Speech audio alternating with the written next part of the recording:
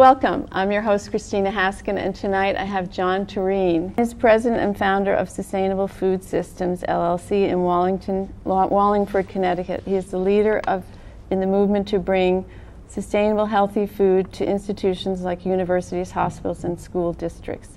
He led the behind-the-scenes team that made Jamie Oliver's food revolution work in Huntington, West Virginia. He is one of the 9 chefs chosen to create the Chef Moore school program, which was part of Michelle Obama's Let's Move initiative to combat childhood obesity. He created the Yale Sustainable Food Project at Yale University. He was the executive chef at Aramark and executive chef at Yale University. Thanks. That's just a brief introduction. And so in a sense, the mission in your business is to be a consultant to the ongoing sort of revolution that's happening, and if a school comes to you and wants to know how to do it, if they are committed, or you are promoting that so that they kind of get interested in being committed, correct, sort of? Yeah, it's, there's too much opportunity out there to ignore, Well, I as a parent, I must say, when my daughter was in, public school, I just was really upset with the food that they had, so we always had her bring her lunch. Sure. But and then when looking at universities, seeing the food that was there, and kids sort of trapped in not being able to go and get food that easily because they have a food program, I was just kind of taken back by the quality, the lack of quality of the food. So it's always been in as a parent, and I think a lot of parents feel this way, that they would like to see a change, and they just, I think the time is right now for this kind of movement to take off. Oh, you're so true. There's a lot of angry moms and dads out there, or frustrated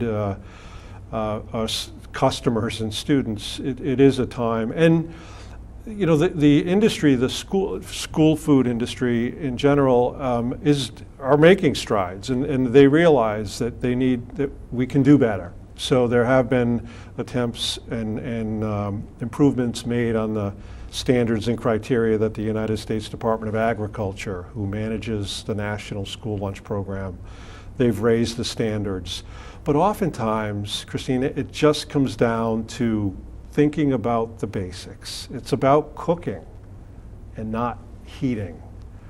When you think about the industry, if you think about those kitchens or those cafeterias in schools or hospitals or universities, over the years, in the attempt to try to manage costs better, our industry started reducing the number of people and cooks, and started bringing in more processed food, ready to serve, heat and serve. And that's the kind of food that we should start to avoid. Foods with 32 ingredients, in the list, like chicken nuggets and things like that. If we just went back to basics, the challenge is we've eliminated the number of people preparing. So we've got to start addressing and teaching and training the cooks to cook again. That's another thing that we've been doing. We just did a boot camp this summer in Maine. Wow. We call it a culinary boot camp, where the cooks come in and we teach them both how to go about cooking from scratch again, as well as why we want to go through this. Because I don't know about you, when I learn something new, I also seem to take ownership in it when I believe this is why, in the why. So that the how is the technique, the hands, the why is the theory or the heart and the brain, and following through with it. And do the schools want to send these, employees to the Absolutely. camp? Oh, that's great. Absolutely, that's great. That's yes. great. What happened with your experience with Jamie Oliver's food revolution? Can you tell us? Did he select you, or how did that come about? Yeah, that was a wonderful experience. It was 2 years ago when he did the ABC television reality show called Jamie Oliver's Food Revolution in Huntington, West Virginia, and I got a phone call at the office, and the message was, Jamie Oliver's office wants to talk to you. And I first thought it was a joke, But no, I had to go into New York, and I sat down with him, and they explained they were going to undertake this project in what arguably the Center for Disease Control had said was the most unfit city in America. That could be debated hour to hour, day to day, which is the unhealthiest city. But anyway, Jamie said one of our biggest efforts is going to be to work on improving the school food in 26 schools in this school district in Cabell County, West Virginia. And we need somebody who's an expert in that. And we were recommended to talk to you and your company, and we need you to come in. So we first had to educate Jamie about U.S. school food. We secondly had to help him adapt his British type recipes for U.S. children, and then develop a pilot site where we could test all these. And that's what, all the drama that you saw on television, most of that was generated in that test kitchen. And while all this was going on, we were told, stay out of the scenes. This is about Jamie. And I completely understood that and respected that.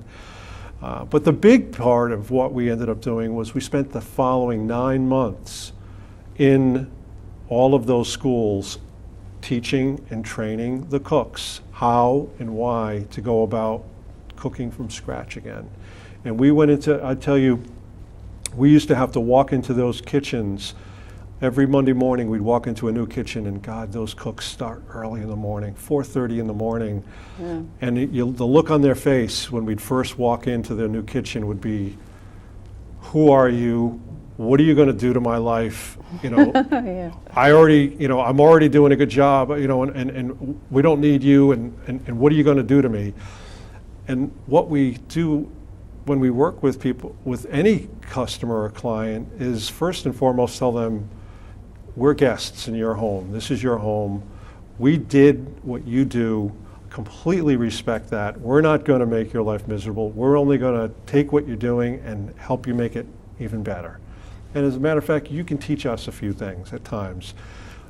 By Thursdays of each week, we had cooks sharing email addresses, photographs of grandchildren, getting T-shirts from the school, and a hug. And the best gift of all was every single one of them saying, "This is possible. We can do this, and thank you. This is what we need to do." Well, you kind of renewed their sense of purpose, because you can't help not being connected to, especially if you're a parent, which most of them probably are, of doing something great for kids, and then the kids learning what great food is instead of.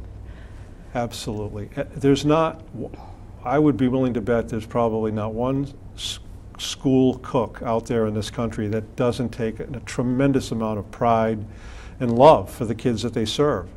So that's wonderful, and we help them improve their means of sharing that and sharing that. And I understand that part of the education process is also having kids do gardens, the edible garden kind of stuff, and the, learning some cooking experience, or at least what vegetables are what vegetables. This is a tomato. I can tell you some stories about cooks that weren't sure that carrots grew underground, but that's a story for another day, perhaps. Yeah. But yes, part of the strategy when we look to transform an institution is, besides the cooks and the food service, we need to educate the customer. The customer needs to understand why these changes are important, and learn where food comes from. So in the case of schools, those are exactly some of the steps that can be taken. There are a tremendous amount of gardens going into schools today, school food gardens. The town of Fairfield is now undertaking an initiative where every school is going to have a garden in it.